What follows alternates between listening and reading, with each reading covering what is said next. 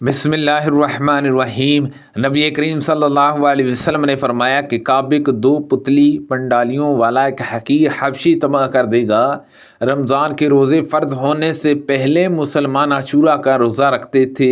عاشورہ ہی کے دن جاہلیت میں کعبے پر غلاف چڑھایا جاتا تھا۔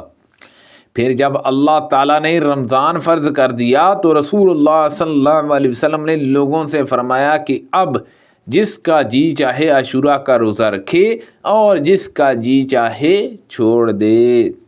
بیت اللہ کا حج اور عمرہ یاجوج اور ماجوج کے نکلنے کے بعد بھی ہوتا رہے گا۔ عبداللہ بن ابی عتبہ کے ساتھ اس حدیث کو ابان اور عمران نے قتادہ سے روایت کیا اور عبد الرحمن نے شعبہ کے واسطہ سے یوں ہی بیان کیا کہ قیامت اس وقت تک قائم نہیں ہوگی جب تک بیت اللہ کا حج بند نہ ہو جائے۔ امام بخاری رحمۃ اللہ علیہ نے کہا کہ پہلی روایت زیادہ راویوں نے بیان کی اور قتادہ نے عبداللہ بن عتبہ سے سنا اور عبداللہ نے ابو سعید خدری رضی اللہ عنہ سے سنا۔ میں شعبہ کے ساتھ کعبے میں کرسی پر بیٹھا ہوا تھا تو شعبہ نے فرمایا کہ اسی جگہ بیٹھ کر عمر رضی اللہ عنہ نے ایک مرتبہ فرمایا کہ میرا ارادہ یہ ہوتا ہے کہ کعبے کے اندر جتنا سونا چاندی ہے اسے نہ چھوڑوں۔ اسے زمانہ جاہلیت میں کفار نے جمع کیا تھا بلکہ سب کو نکال کر مسلمانوں میں تقسیم کر دوں۔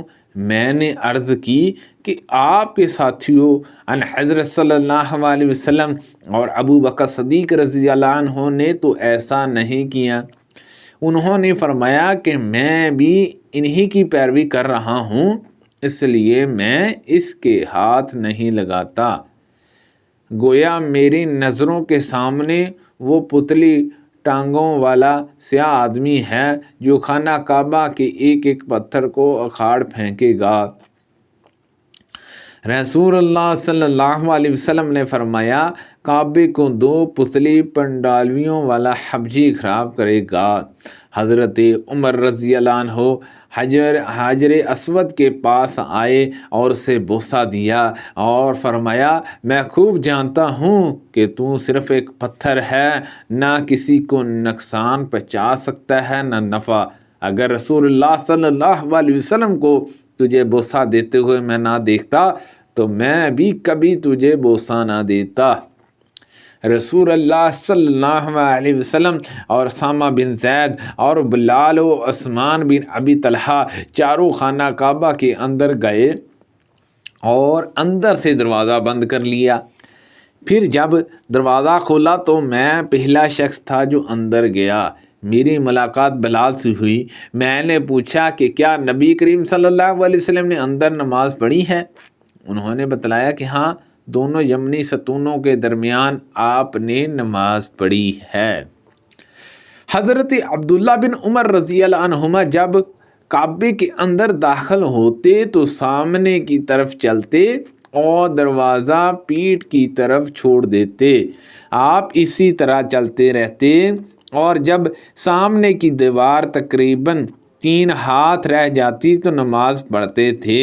اسی طرح آپ اس جگہ نماز پڑھنے کا اہتمام کرتے تھے جس کے متعلق بلال رضی اللہ عنہ سے معلوم ہوتا تھا کہ رسول اللہ صلی اللہ علیہ وسلم نے وہیں نماز پڑھائی تھی، لیکن اس میں کوئی حرج نہیں، کعبے میں جس جگہ بھی کوئی چاہے نماز پڑھ لے۔ رسول اللہ صلی اللہ علیہ وسلم نے عمرہ کیا تو آپ نے کعبے کا طواف کر کے مقام ابراہیم کے پیچھے 2 رکعتیں پڑھی۔ آپ کے ساتھ کچھ لوگ تھے جو آپ کے اور لوگوں کے درمیان آڑ بنے ہوئے تھے۔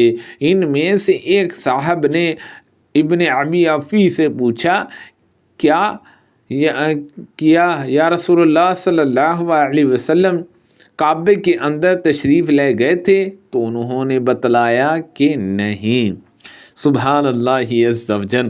اللہ پاک سے دعا ہے کہ اللہ پاک ان حدیثوں پر عمل کرنے کی توفیق عطا فرمائے، اللہ پاک ہم سب کو صحت و تندرستی عطا فرمائے، آمین بجاہ نبی الامین صلی اللہ علیہ وسلم۔